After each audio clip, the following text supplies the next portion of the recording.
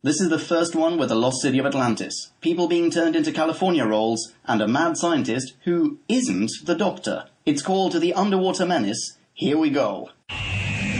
We're embarking on a voyage all through time and all through space, counting Daleks, Talent Ood, and the Cybertronic race. Santarans look like taters and Silurians all have wonky scales. And the Doctor has a TARDIS, we're reviewing all his tales. Who back when? Reviewing all of who there is. Who back when? Subscribe and rate on iTunes, please. Episode by episode, we're trudging down this temporal road. Come join us on this odyssey. What other choice could there be than Who back when?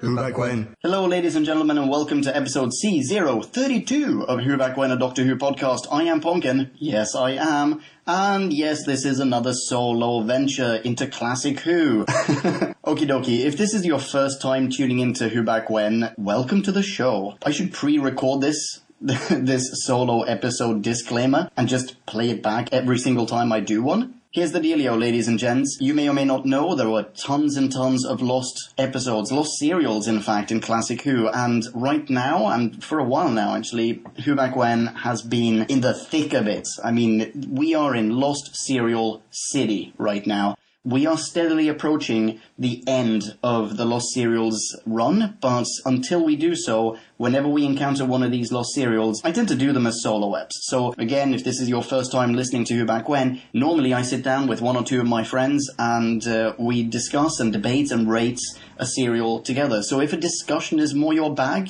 then you know what? Check out almost any other, I should say, Who Back When episode. If you don't mind a soliloquy, and I'm going to toot my own horn here, a lot of people have written in and said that these solo eps, these reviews of lost serials, actually really helped them out. Thank you, seriously, huge thanks for saying so. It really does mean a lot. Some of you out there in podcast land find them really useful in terms of deciding which lost episodes to watch. I mean, quote-unquote watch. To watch the recons of. Others, and I really don't blame you for this, others don't want to take part in the lost serials at all, but they do want to take part in the Who. They want to learn what they've missed out on, and that's where these solo missions come in. So, you know what? If you're sticking around, I don't think it's a total loss, buddy.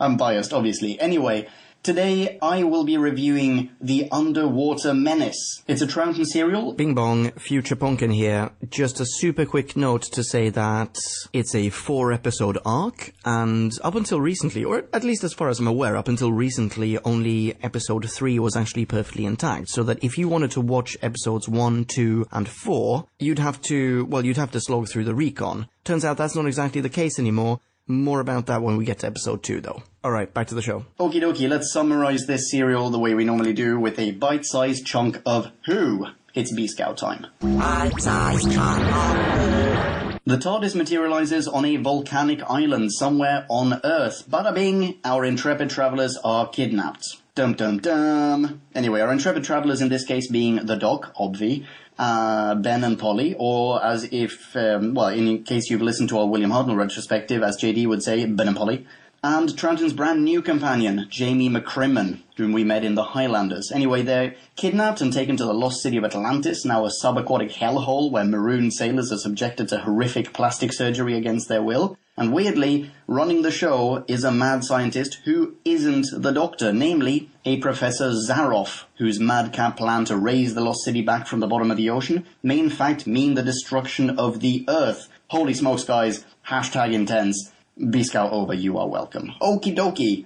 Before I jump into episode 1, here are 2 pieces of introductory trivia. That's right, ladies and gents. Number 1, this story had 3 working titles during production, namely The Fish People, which sounds pretty Whovian actually, Doctor Who Under the Sea, which sounds like a Disney on Ice show to me, and, according to TARDIS Wikia, Atlanta, which, what? Is that a typo, TARDIS Wikia? I'm gonna guess so and say it was probably called Atlantis, which leads me to number 2. This was the first time Doc encountered Atlantis. 2 other classic serials, The Time Monster and The Daemons, also featured the Lost City, and I don't know for shizzle, but it seems as though it was destroyed in both of those as well. Differently, I should say. Spoilers, by the way, Atlantis is totally boned in this serial. So here's a fun circular trivia thingy, though. In the latest New Who episodes, both that aired and that we reviewed on Who Back When, namely the Capaldi episode The Magician's Apprentice, UNIT scans for the Doc throughout history and actually name-checks Atlantis, saying that there are 3 different versions thereof with his temporal footprint on them, so to speak. So those 3 versions are these three versions.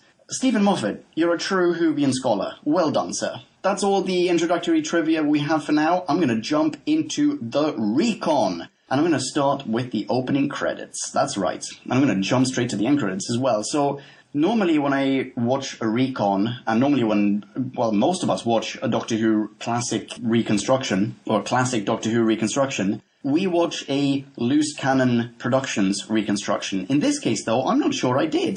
Because at the start, there's no loose cannon ident. Instead, there's a butterfly effect ident. So I was thinking, right, so we have butterfly effect productions or whatever to thank for this. And thanks, guys, you did a great job. But then, after the end credits, we get a different ident. We get...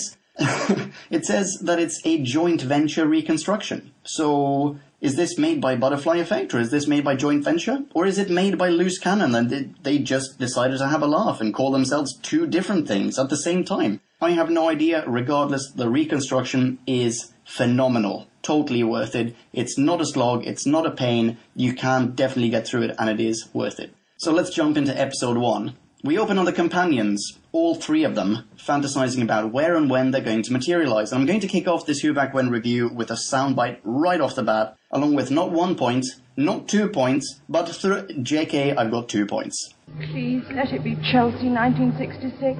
So Polly wants to return to 1966. Okay, so A, I thought it was 1967 when she was first kidnapped. Is she hoping to go back an additional year in order to play the lottery or something? I don't know. And B, they've clearly just agreed to the kidnapping of Jamie because they know they can't escape unless they appease the Doc by giving him another young person to travel around time and space with. She keeps feeding Jamie all these tragic delusions like, hey, you know what, Jamie, we have no idea where we're heading, but that's the fun part. But in reality, she's praying for a safe return to what is erroneously insinuated to be her own time. Very sloppy. Anyway, okay, first anyway of the episode, guys, just saying.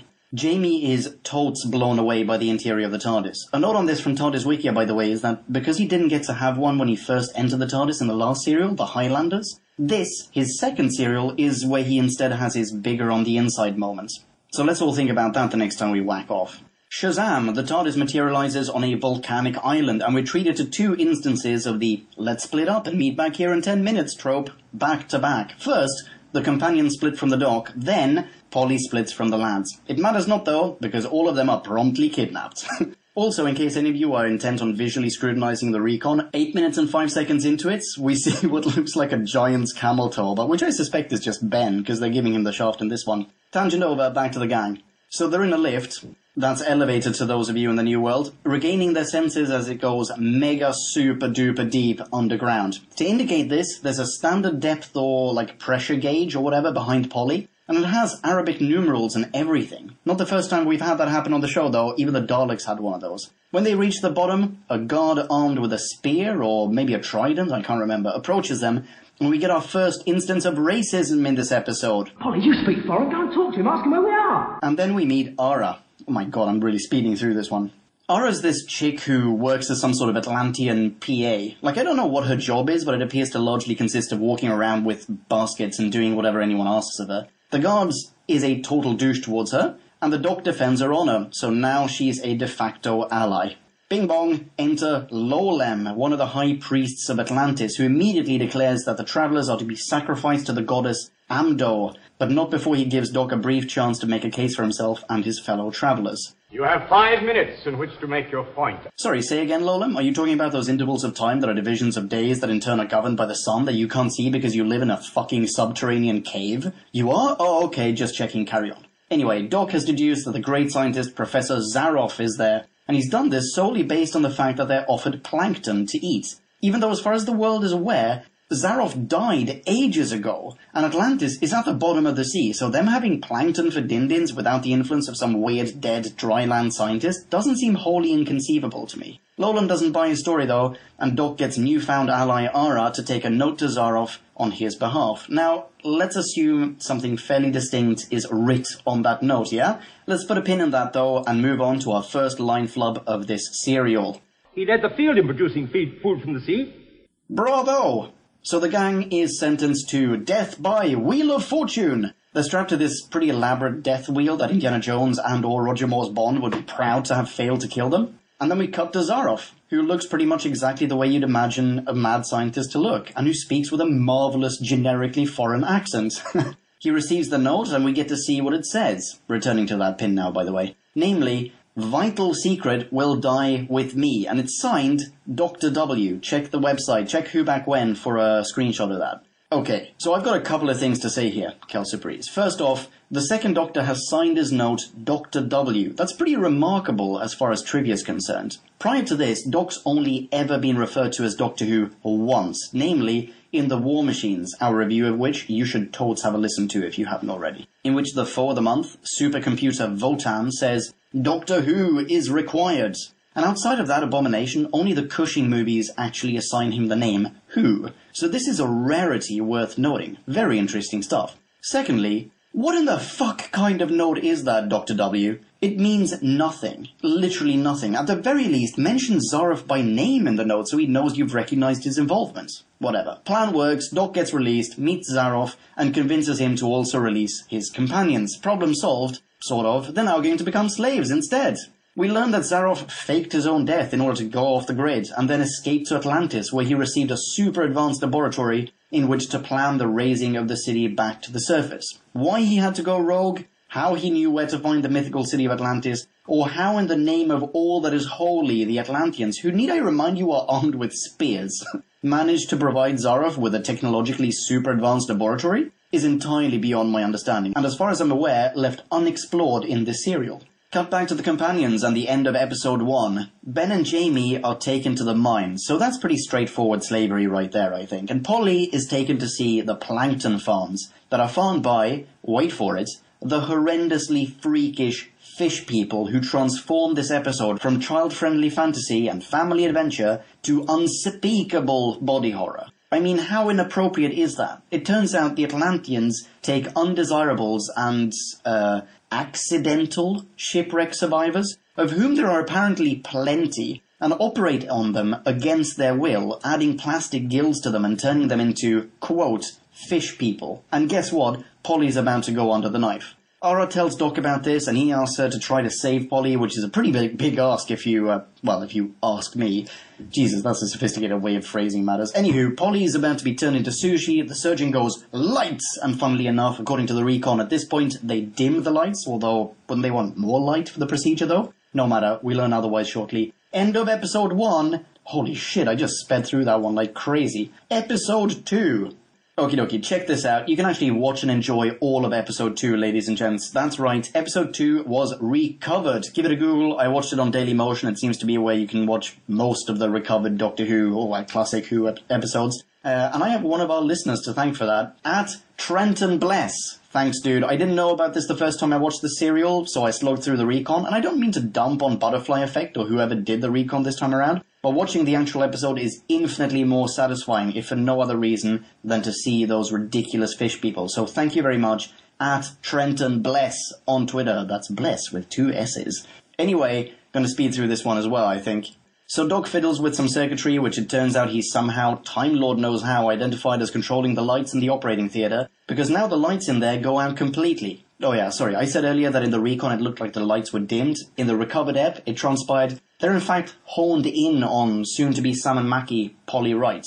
The surgeon gets royally pissed about this, and bolts up to the lab to complain to Zaroff, henceforth referred to as Sod Off. And while he's away, spoiler alert, obviously Ara is going to rescue Polly and lead her into the safety of nearby caves. Three interesting things to note back in the lab, by the way, are... Well, I think so anyway. And let's face it, I'm pretty biased here, but the thing is, you're listening to the recent past right now, and if you wanted to affect what I'm going to talk about here today, then you probably should have tweeted me at Punkin, or sent in a mini review of your own. Didn't do either of those things? Well, tough luck, amigo. Here's what I find worthy of mention. Numero uno. In the recon, the surgeon steps in and interrupts Zaroff during his megalomaniacal soliloquy, and Zaroff snaps at him and says, "Can't you see I'm talking to my friend here?" or something along those lines. I assumed at the time, as in when I was watching the recon, I assumed he was referring to the Doc. In the actual ep, though, we see him feeding a fish in an aquarium as he speaks, and it looks very much like he's in fact referring to the fish instead. Numero dos. Sodoff reveals his entire plan to the Doc Hammer now, telling him he is going to drill down to the center of the Earth and basically flood it with water. And he's got this super elaborate high school science fair model of the whole thing as well. Though why he has that set up is anyone's guess. Anyway, in that context, we get this nugget of a soundbite. The crust of the Earth is more than 100 miles thick.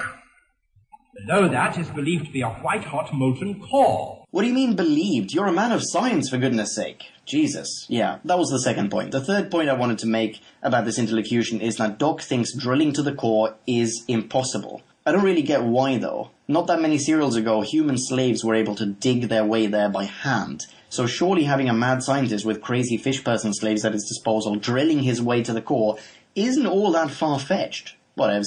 Zaroff is totally bonkers and a gargantuan cockhat. His plan to resurrect Atlantis from the bottom of the ocean is a complete charade and is destined to end in the destruction of the Earth. And he's completely aware of that, as in, that's his intention. Ipso facto, Sodoff est magnum douche-nozzle. Let's go back to the mines for a sec, though, and see what Ben and Jamie are up to. And this really ticks me off, by the way. The Duchess was nearly human centipeded into a California role, where the boys get to go on a wacky adventure following an easily escapable lax enslavement campaign. Pretty unbalanced. So to make matters right, I shall henceforth refer to Ben and Jamie as, and this follows Who Back When canon, I think you'll agree, BJ. So, BJ meet these two other slaves, Sean and Jacko, hence Sean and Jackoff. Actually, that's just going to confuse matters with Professor Sodoff running the show. So fine, for the sake of ease, let's keep their real names. Sean and Jacko have been slaves for a while, but have somehow smuggled a compass into the mines, which clearly, I mean, you've seen Pulp Fiction, right? I hid this uncomfortable hunk of metal up my ass 2 years. They're planning an escape and are keeping it a secret, obvi. So within 15 seconds, they share their escape plan with BJ. Great work, guys, like ripped from the pages of a John le Carré novel. Anyway, BJ joined their new friends and easily escape into some tunnels. I'm collating some of the plot points here to save time. They bumble around the caves for a bit. We get a literal cliffhanger scene as Jamie hangs from the edge of a cliff for a bit, then all is well again. And meanwhile, in Escape City, Doc escapes from the lab and bumps into Ara because apparently she's always around when you need an ally, so now she helps distract Damon so Doc can chit-chat with Mr. Priest chap, Ramo. Not sure if I mentioned Damon before, by the way. He's like the senior cockhat on staff. And Ramo's... Did I mention Ramo? Oh my god, this is completely all over the place. He's another priest, whatever. The Ara thing, by the way, as in the fact that she's always around for some reason, might be explained by another piece of trivia, also mentioned on TARDIS Wikia. Apparently, the original script called for 2 ancillary female characters, Ara and Ebon. But in the end, the 2 roles were merged into the one that we have in the serial now. Ebon wasn't the only character to have been written out of the serial either. There used to be a female scientist named Steen helping Professor Sodoff in his lab, but obviously she's no longer part of the storyline either. Whatevs. Have I started saying whatevs all the time as well? Shit. Alright. Doc and Ramo now bond over their mutual distrust of Professor Sodoff and pop into a nearby temple where Doc demonstrates how the Earth is going to blow up by destroying a vase. Huge. I mean, huge leap of faith on the part of Ramo here. But yeah, he's picking up what Doc's putting down. So he gives Doc a priest cloak. Troughton's once again sporting a disguise. Seems like a bit of a thing. And anyway, off they pop to see Faust, who's the leader of all of Atlantis. And here's an annoying thing that I forgot to mention a moment ago. While they were chatting in the temple, Polly was actually in there with them, hiding. But why? Why not step out of hiding when she realized that Doc was there and not under strict duress? Makes no sense. And now that they've left for their audience with Faust, she steps out of hiding and is left on her own again, forced to wait for the next plot point to bring her back into the story. Cue the next plot point. A secret passageway into the temple is revealed. There's like this massive statue at the front of the temple, and right next to it is this fairly conspicuous-looking door. And that's it, by the way. That's the next plot point. Clearly, it's there to allow someone to go behind the statue and speak through its mouth in order to manipulate the congregation. Spoilers for later, guys. But who built that door? Or the head, for that matter. Clearly not all the priests, so who then, you ask? I'll tell you. The effing congregation. The regular dudes. So how the hell is it meant to fool anyone? You know what this is? It's the Batmobile Wayne Enterprises routine. Quick Chris Nolan tangent. Chris, I'm assuming you're listening. Are you telling me that Morgan Freeman built the Batmobile and, like, the Bats, open brackets, copter, closing bracket? Obviously not. There were hundreds of engineers and workmen involved in creating all of those machines and gadgets. Yet, the whole world looks at Batman's kit and goes, where did he get all that from? We have no idea. What should be happening is all of those engineers and whatnots, not to mention the army brass that contracted Wayne Enterprises to build all that junk in the first place, they would instantly recognize the gadgets and suddenly Bruce Wayne would be totes effed in the A. That can be applied here as well. Hey, devout Atlantean lady god worshipper, Build me a giant god statue with a door in the front so I can stand up inside it and pretend to be said god. Done that? Great, cheers. Now go over there and bow down in awe as I go inside the statue and pretend to be said god. Makes no sense. Whatever. The door opens anyway. Oh, effing anyways too. Jesus. And out step BJ and their 2 mining pals, and along with Apopolylogis, they all go into the statue as a bunch of people enter the temple. Episode cliffhanger alert. Doc fails to convince Thaus of Professor Sodov's lunacy, and instead Thaus hands Doc and what's-his-face, Ramo, over to the evil madman in question. End of episode 2, episode 3. I'm really going to speed through this one now. Doc and Ramo are brought into the temple to be sacrificed to the goddess Amdo as punishment when suddenly, remember the Wayne Enterprises syndrome? The statue starts barking orders at the congregation. Wonder who that is? Yeah. So Doc and Ramo take this opportunity to escape into the idol, and when they've disappeared, the priests and everyone else in the temple look up and declare it a miracle, as though they had no idea the statue is actually just a glorified sound booth. Cut to Thaus' office. Thaus, by the way, leader of the Atlanteans, bears a striking resemblance to what's-his-face, Hunk number 1, leader of the Thal, in the second ever Doctor Who serial, The Daleks. Definitely have a listen to our review of that one. So, anyway, cut to his office, where Sodov and Thaus are told of the miracle, and Sodov calls everyone a damn dirty ape, and orders the city to be scoured for the Doc Hammer. The good guys are planning stuff now, though. Sean and Jacko, who are nice guys, we, the audience, think at this point. Let's put a pin in that, shall we? They are to go speak with the fish people to get them to organize a farm strike, while Doc, Duchess, and BJ, they're gonna go kidnap Sodov. Not sure why exactly, but whatever. At this point I'm thinking, to force a confession out of him, maybe? Sure, yeah, that sounds plausible. Sure enough, that's exactly what happens. Well, sort of. We start in a marketplace where Troughton's now sporting his second disguise of the serial, namely, standard Atlantean garb and Ray-Bans. Pretty hilarious. Screenshot on the website. And what follows is a Hanna-Barbera-esque montage that leads to Sodov being captured by the Scooby Gang in the temple. Meanwhile, it's pin time, because Sean and Jacko, the super nice dudes who helped BJ escape, are now heartlessly taunting the poor fish people for being less than men. So to clarify, okay, I'm going to put this into context. The fish people, they're just regular humans who were enslaved or captured, yada yada, and eventually they were surgically operated upon against their will and turned into freakish fish people. And they must have been robbed of more than their balls and their natural breeding apparatus and their ability to speak. They must have also lost their spirit entirely, because surely you wouldn't farm plankton for the people who turned you into a monster. In fact, you probably wouldn't even want to stay alive. Basta. On a production note, some of the fish people are like proper fish people, quote-unquote, as in, they're fish the way that the Menoptera are butterflies. Menoptera, by the way, from the Web Planet. Definitely avoid that serial, but definitely listen to our review. Anyway, so what I mean by that is, they're like, imagine a dude wearing makeup and wrapped in a shower curtain, right? But then other fish people are just regular guys and gals wearing diving goggles. Either way, totes worth it. These fish fingers take the cake. I love them. Sean and Jacko, however, total dicks. Have a heart, guys. Come on. These fish people, they've been through a lot. Either way, Sean and Jacko managed to convince the fish people to stage a strike, so now Atlantis is without plankton. And apparently, that's going to cause a widespread panic within minutes, which, spoiler alert, it absolutely will, and does. Blam! Doc and BJ head to the lab to check on the future of the Earth, while Polly and Ramo stay with a tied-up Sodov who, surprise surprise, pulls the oldest trick of the book, pretending to repent and somehow convincing Duchess and El Padre to untie him, which in turn leads to the crazy vicious harpooning of Ramo by Sodov with a trident. You're welcome, children of 1967. Doesn't matter. Point is, now Ramo is mortally wounded and Sodov sods off with Polly as his hostage. Doc and Co head back to ask for directions or something, find the dying Ramo, so now they split up again with DB, that's Doc and Ben, heading to the lab, and J, that's Jamie, going after Sodov and Polly. Shazam! Jamie rescues Polly but loses Sodov in the caves, and then we cut to not hunk number 1, Thaus, and Sodov arguing about what to do about the fish dudes, and Sodov finally saying that, you know what, he doesn't care about them, and straight up shooting Thaus dead. Final line of the episode. Nothing in the world can stop me now!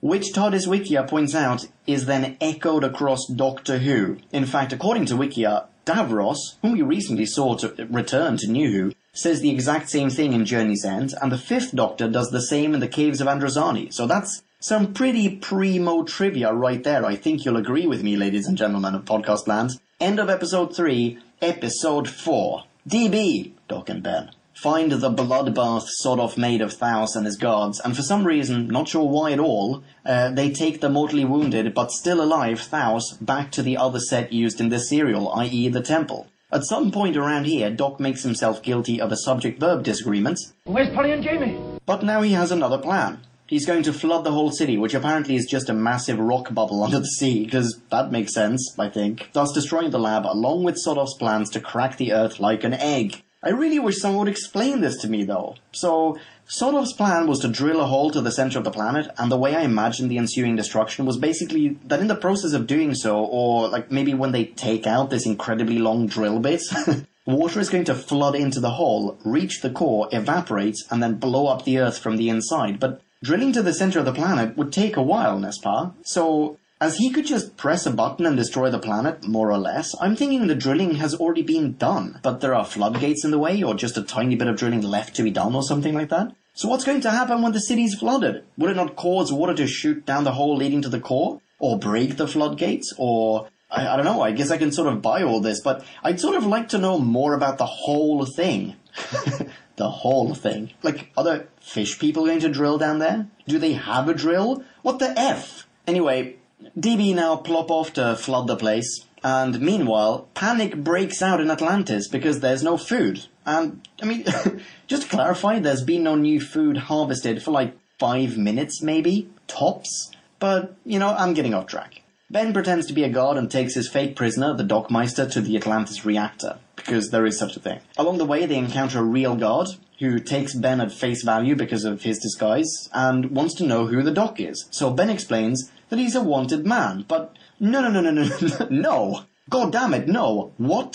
This god doesn't know Doc is a wanted man? He's the freaking most wanted man in Atlantis. He's pretty much the only wanted man in Atlantis. This must be the worst security guard under the sea. And to further corroborate that, because Ben doesn't know the password to go into the lab, or the reactor, I mean, he just gives it to him. That's not how passwords work, guy. Jesus, someone fire this man and take away his pension and everything. Ridicule him in front of his children. This is ridiculous. God, it pisses me off. Alright, so whatever, they encounter another god, and Ben now gives him the password because he has it now, and subsequently he and the Doc are let through. This is ridiculous. Ugh. Blah blah blah, they Jason Statham a scientist in the next room and cause a reactor overload, so now Atlantis is pretty boned, and off they plop to the laboratory. Shit is going down now, and the city is starting to flood. Polly and Jamie, or PJ for short, they run off, but hit a cul-de-sac, so that's pretty scary. But they're gonna survive though, eh? Yeah, bet they are. Sodov panics though and decides to blow up the planet in 5 minutes time, which again, how? Clearly he's already drilled down to the core, right? Or whatever. DB pop in, there are some fisticuffs and gunshots. Sorry, I'm speeding through the action now. And in the end, Ben locks Sodov in his own lab, out of reach of the kill switch and destined to drown. Doc wants to go back and save him, but a convenient cave-in blocks his way, so off they plop again, and we get to see Sodov theatrically drowning in not quite enough water. I think that's a pretty accurate description thereof. Yada yada yada. PJ climb up to the surface, they reckon Doc and Benny Boy are dead, but obviously they're not, and then Ara, Thaus, and Damon arrive on shore as well, and they decide they'll rebuild Atlantis, but this time there won't be a temple in it. Boom. Our travellers go to the TARDIS and dematerialise while Jacko and Sean, the good guys from before, also survived, look on with a smile, which is a little silly because they really should be shitting themselves right now. Almost done now. Jamie's had his first proper adventure with the Doc & Co. and declares that it was a total blast. Polly, Ben and Jamie, or PB&J. Yes, Polly, Ben and Jamie. PB&J mock Doc for having no control over where they go in space and time. So Doc now, he starts flicking switches and pressing buttons and says he's going to take them to Mars. And kablamo, suddenly they spin out of control. End of the underwater menace. Holy shit, I think I just broke a Who Back When record. That was a quick review. Which brings me to review. I'll at least attempt to keep this one clear and concise. I really enjoyed this serial. It's not quite as sci-fi as I like my sci-fi, but at least it's not a historical, and Troughton's still just as great at spouting technobabble as he was in The Power of the Daleks. In fact, let's start with Troughton. This is now our third serial with him, and I am thoroughly loving him. Still missing Hartman a little, I confess, but overall I'm quite pleased with the switcheroo. We have a younger, more dynamic, more mischievous Doc now, and I don't mean that to be surreptitious criticism of Hartnell, not at all. I'm just saying you can have too much of a good thing, and I'm pleased they switched one good thing for another. And I'm really enjoying Troughton's humorous side. The disguises, the sarcasm, those are great. The recorder, well, I wouldn't mind if it were dropped entirely, or shoved up someone's arse. There is a... it really does piss me off. There's a scene in this one, I didn't mention it at the time, in which Doc's hiding in the caves, and he really has to evade capture, right? And suddenly he just whips out his recorder and plays a few notes. And obviously no one hears him. It really ticks me off. It's completely unnecessary. I hate it as a plot device. In fact, fuck it. It's not even a plot device. I just hate it. Basta. Next up, the companions. PB&J. I think that might be my new favourite. PB&J are great, even though Polly is still a little bit more of a damsel in distress in this one. She doesn't get quite as much say in matters in the Underwater Menace as she did in the Highlanders, where she was like 127% take charge. She is good, though. Jamie does a great job in this one as well. It's his first proper Whovian adventure, and I really like how enthusiastic he is about the whole thing. I mean, I totally get why the first companions, Ian and Barbara, were at times a little reluctant to indulge in the Doc's misadventures, because they were straight up kidnapped from well-established lives with careers and, you know, probably a foot on the London property ladder. But I have to say I preferred when they weren't complaining that they were travelling to distant adventures. Ian and Barbara, I'm going to have to stop myself soon before I get into too much of a tangent here, they were at their best when they really enjoyed themselves. And to tie this back to Jamie now, I'm super pleased that that's how he's been so far. I get that this is just the beginning of his, in fact, record-long run as a companion on Doctor Who, but if this is any indication of where he's heading, then I'm mega chuffed and completely on board. Benny boy, Benny. Yeah, Ben was good. Very gung-ho and take charge, full of initiative, and actually in a way a great parallel to Jamie. That may very well have been deliberate. Let's replace Ben with Jamie, but before we do, let's have them cooperate without any social friction whatsoever and demonstrate that they're super similar and whatnot. And it works. Totes. No lie. The bad guy, Sodov, Zarov. Well, he's somewhere between an archetype and a stereotype. As an antagonist, he's practically a cartoon. I liked him, though, for just that. Apparently, and this is according to TARDIS Wiki again, in an earlier draft of the script, his desire to blow up the Earth was meant to be motivated by him having lost his wife and kids in a car crash. Okay, I get that. That's very, Marvel bad guy-esque of him. But with so many kids watching the show in 1967, I'm not surprised the BBC omitted that backstory. However, for F's sake, replace it with something tangible instead. Why was he there? How did he know about Atlantis? Was he shipwrecked and got there by accident, or did he deliberately go there? Why did he want to go off the grid? Essentially, my beef here is, why allude to him having a weirdo Cold War backstory that kids won't understand or appreciate, but not give it enough meat on its bones for the adults watching the show to appreciate it either? Whatever, his plan is great though. Blow up the Earth? Yup, I'm on board with that. Drill a hole to the center of the planet? Makes perfect sense to me. It's precisely the kind of scheme a Whovian supervillain, or a Bond villain for that matter, should have on their bucket list. Well done, sort of. And well done whoever wrote this episode. Or serial. Next up, Atlantis. Well, I'll reserve judgment until I've seen the next couple of iterations of this lost city, but for now I'm gonna say I'm not really impressed. I'm gonna say I'm both impressed and let down. The body horror element of their culture is amazing and super creepy, but not fully explored and wholly inappropriate. The religion, yup, I guess I want to see some of that in there as well, but the statue and the sound booth thing from before, A, makes no sense, see earlier Wayne Enterprises reference, and B, kind of portrays them as uncivilized savages, which frankly is the opposite of how I consider them. I always think of Atlantis, both in theory and in fiction, as this incredibly civilized place which was home to science and logic and reason and impeccable manners, but that was then subjected to the elements and somehow sunk or what have you. In many ways, this place is the opposite of that. The fish people. Holy fuck, the fish people. Okay, let's rate this bad boy. I love this serial. I may have ended on a negative note there, but I really do enjoy this one. I'm gonna give The Underwater Menace a 3.8 out of 5. Listener Minis. And we've got a Listener Mini. Actually, before I read this Listener Mini, I have to say apologies if a bunch of you, or, more than one of you sent in a Listener Mini for this one. if you have recently sent in a listener mini for an episode that we haven't dropped yet, then please resubmit it. Please go to whobackwhen.com, pop it into the contact form on there and send it over one more time. Or send it straight to info@whobackwhen.com if that's your preference. Unfortunately, there was a little bit of a technical issue. It has been resolved now. For some reason, anything submitted through the contact form wasn't getting through to us. I've now rerouted it, so it's anything that you pop in there actually arrives in my personal email, and I know that that email works. So please send them in. I mentioned it on Twitter, and one of our listeners, yeah, you guessed it, it's SGamer82, he resubmitted, and here we go. This one is from, as I said, SGamer82, Steven. Steven says, a companion's first TARDIS adventure is always something special, and the underwater menace gives us Jamie McCrimmon, wondering too late just what he's gotten himself into. He holds up well in his first adventure, working well with Ben and Polly as they help the Doctor and defeat the mad scientist Professor Zaroff. I don't think he truly starts to come into his own yet, as he seems mostly content to follow the lead of his fellow travellers, though I did enjoy his moment at the very end when he says he enjoyed the adventure, particularly the part where it's over and they're safe in the TARDIS.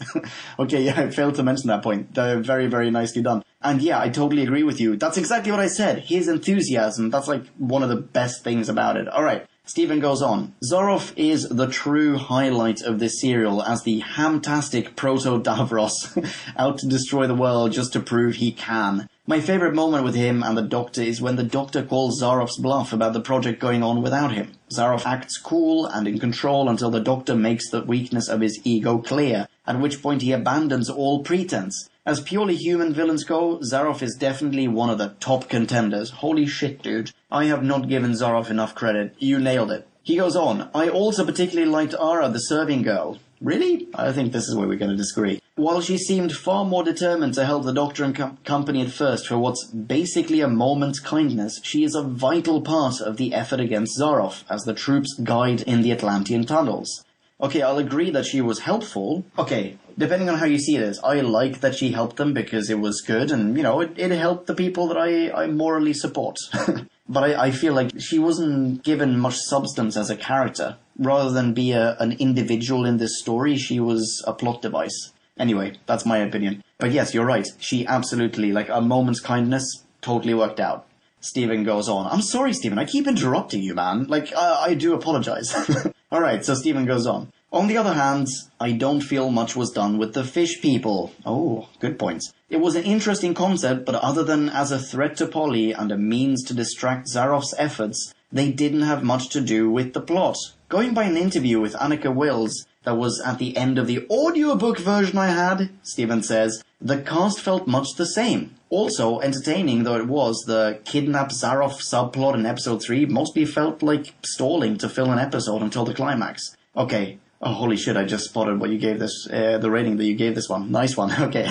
Hang on, I'll get to that in a second. First off, awesome, you listened to the audiobook. I beseech you, Stephen, I beseech you, please go to whobackwhen.com and add another comment. I'll obviously pop your mini review on whobackwhen.com so that the good people of Podcast Land can read and enjoy it. But add another note and say something more about the audiobook. Should I listen to it? I mean, should people listen to it? Should they watch the recon? How do they fare against each other?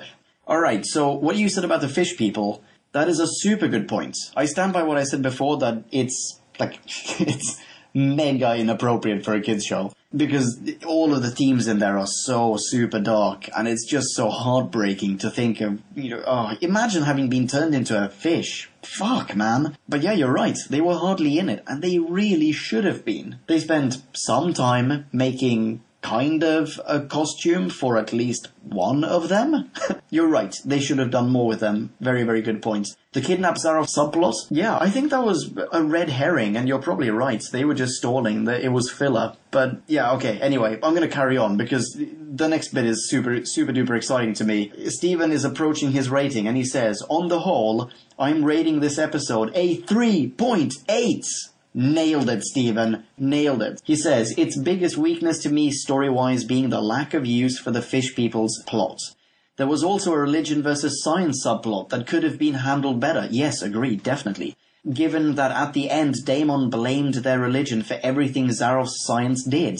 That's a super good point. I didn't touch upon that at all. Okay, here we go. He also concludes, finally, a few little trivia bits to round off this review. I'm excited!